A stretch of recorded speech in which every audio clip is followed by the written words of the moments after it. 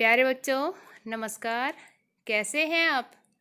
मैं आशा करती हूँ आप सभी घर पर स्वस्थ होंगे, सुरक्षित होंगे और अपनी पढ़ाई भी अच्छी तरह कर रहे होंगे।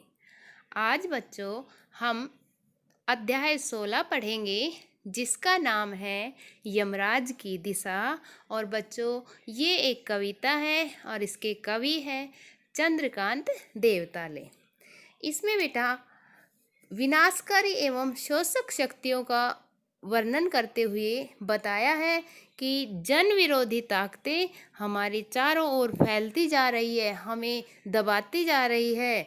कविता में माँ जिस अपशगुन और डर की चर्चा करती है, वह अब सिर्फ दक्षिण दिशा में ही नहीं बल्कि सब दिशाओं में फैली हुई है।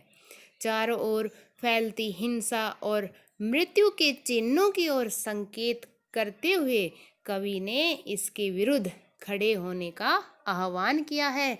आपने भी सुना होगा कई बार बड़े बुजुर्गों से कि दक्षिण दिशा में पैर करके नहीं सोना चाहिए। क्यों? क्योंकि वो मानते हैं कि यह दिशा यमराज की दिशा है। तो आइए बच्चों, अब हम कविता शुरू करते हैं और आप ध्यान से इसे सुनना। माँ की ईश्वर से मुलाकात हुई या नहीं कहना मुश्किल है, पर वह जताती थी जैसे ईश्वर से उसकी बातचीत होती रहती है और उससे प्राप्त सलाहों के अनुसार जिंदगी जीने और दुख बर्दाश्त करने के रास्ते खोज लेती है। इसमें बेटा कवि क्या कहता है कि मेरी माँ की भगवान से मुलाकात यानी कि भेंट हुई या नहीं, मेरे लिए यह कहना बहुत कठिन है, किंतु माँ विश्वासपूर्वक अपनी और भगवान की भेंट का वर्णन करते हुए बातचीत के दौरान मुझे बताती थी कि उनकी भगवान से बातचीत होती रहती है।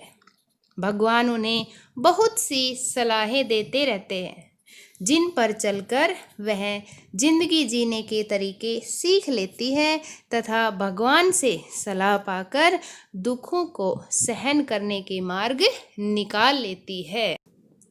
माँ ने एक बार मुझसे कहा था, दक्षिण की तरफ पैर करके मत सोना, वह मृत्यु की दिशा है और यमराज को क्रुद्ध करना, क्रुद्ध मतलब क्रोधित करना, बुद्धिमानी की बात नहीं, अर्थात समझदारी की बात नहीं। कवि कहता है कि माँ ने मुझे एक बार चेतावनी देते हुए कहा था कि बेटा दक्षिण दिशा की ओर पैर करके कभी मत सोना। दक्षिण दिशा यमराज अर्थात मृत्यु के देवता की दिशा है। दक्षिण दिशा में पैर करके सोने से यमराज नाराज हो जाते हैं और यमराज को क्रोधित करने में कोई समझदारी नहीं है। ये बात किसने? कवि की माँ ने कवि को बताई। तब मैं छोटा था और मैंने यमराज के घर का पता पूछा था। उसने बताया था, तुम जहाँ भी हो वहाँ से हमेशा दक्षिण में। कवि कहता है कि जब मैं छोटा था तब मैंने माँ से एक प्रश्न किया कि माँ यमराज का घर कहाँ है? तब माँ ने बताया, इसके तुम बाद जहाँ भी दक्षिण दिशा में वहाँ पैर करके जो भी कभी नहीं सोओगी। माँ ने जब समझाया था कि बेटा घर दक्षिण दिशा में पैर करके कभी नहीं सोना चाहिए, वह यमराज की दिशा होती है और यमराज मृत्यु के देवता है और उन्हें क्रोधित करना अच्छी बात नहीं है। उस समझाने के बाद मैं दक्षिण दिशा में पैर करके कभी नहीं सोया और इससे इतना फ़ायदा ज़रूर हुआ, दक्षिण दिशा पहचानने में मुझे कभी मुश्किल का सामना नहीं करना पड़ा। यहाँ पर क्या कहते हैं कि मैं दक्षिण दिशा में कभी भी पैर करके नहीं सोया और जिसका फ़ायदा क्या हुआ कि मुझे दक्षिण दिशा पहचानने में कभी भी कोई कठिनाई नहीं हुई। मैं दक्षिण में दूर दूर तक गया और मुझे हमेशा माँ की याद आई। दक्षिण को लांघना मतलब पार करना संभव नहीं था। होता छोर तक पहुँच पाना तो यमराज का घर देख लेता। छोर तक यानी कि किनारे तक पहुँच पाना। तो क्या कहते कवि कि मैं दक्षिण दिशा में दूर दूर तक गया, व्यापार के कारण या कोई और भी काम हो जाता था तो मैं दक्षिण दिशा में दूर तक गया। वहाँ मैंने जो भी देखा उसे देखकर हमेशा माँ की याद आती रही।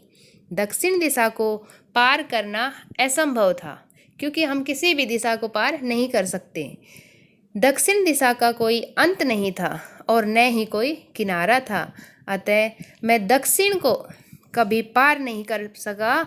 और यदि दक्षिण दिशा का कोई किनारा होता तो मैं यमराज का घर अवश्य देख लेता, क्योंकि यमराज का घर दक्षिण के छोर पर ही है। और यहाँ पर बेटा अगर हम दक्षिण दिशा पार कर गए तो इसका मतलब हम परलोक सिधार गए। पर आज जिधर भी पैर करके सो वही दक्षिण दिशा हो जाती है। सभी दिशाओं में यमराज के आलीशान महल हैं और वे सभी एक साथ अपनी दहकती आंखों सहित विराजते हैं। यहाँ बेटा दहकती मतलब जलती या सुलगती कह सकते हैं हम। आलीशान का मतलब होता है शानदार।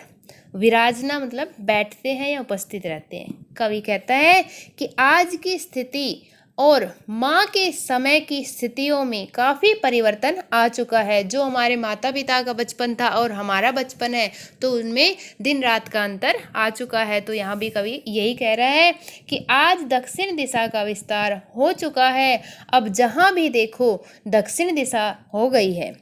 आज मनुष्य जिधर भी पैर करके सोता है उधर ही दक्षिण दिशा दिखाई देने लगती है। सभी दिशाओं में यमराज के शानदार महल और उनमें दहकती आंखों वाले यमराज विराजमान दिखाई पड़ते हैं। यमराज के घर से कवि का अभिप्राय शोषण और विनाशकारी शक्तियों से है जो हमारे चारों ओर पांव फैला चुकी है। यानी ऐसी शक्तियां जो हमारा विनाश करने पर तुली हुई है। बड़े बड़े पूंजीपति शोषक अंगारों भरी नज़रों से आम मनुष्य को देखते हैं। वो उन्हें ज़बरदस्ती उनसे इतना काम कराते हैं, उनका इतना शोषण करते हैं कि पूंजीपति उन गरीब लोगों को यमराज के समान ही प्रतीत होते दिखाई देते हैं। कवि कहते हैं शायद अब माँ का ज़माना नहीं रहा, अब मेरी माँ भी नहीं रही और यमराज की दिशा भी वह नहीं है जो माँ जानती थी।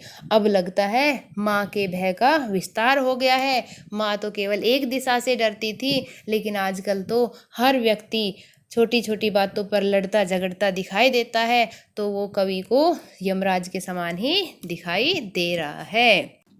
माँ अब नहीं है और यमराज की दिशा भी अब वह नहीं रही जो माँ जानती थी। अब कवि की माँ का देहांत हो चुका है, वह नहीं रही और दक्षिण दिशा भी वह नहीं है जो माँ जानती थी। ऐसा लगता है कि अब माँ के डर का विस्तार हो गया है। जिस दिशा से माँ डरती थी आजकल सभी दिशाएं दक्षिण दिशा हो गई है। तो बेटा इसमें क्या कहा है कि आज चारों ओर पूंजीवादी व्यवस्था का खतरा है। पहले यह कुछ ही क्षेत्रों तक सीमित था, आज मनुष्य जिस दिशा में भी बढ़ता है वहीं शोषण की शक्तियाँ उसे निगलने लगती है। आज उन शक्तियों का प्रभाव बहुत विकराल यानी भयंकर रूप ले चुका है और पूंजीपति शोषक अपनी अंगारे जैसी आँखों से आम मनुष्य को खत्म कर देना चाहता है। वास्तव में आज शोषण व्यवस्था का विस्तार माँ के ज़माने से बहुत अधिक हो चुका है। तो बेटा ये है इस कविता का भावार्थ और मैं उम्मीद करती हूँ कि आपको ये अच्छे से समझ आई होगी। धन्यवाद।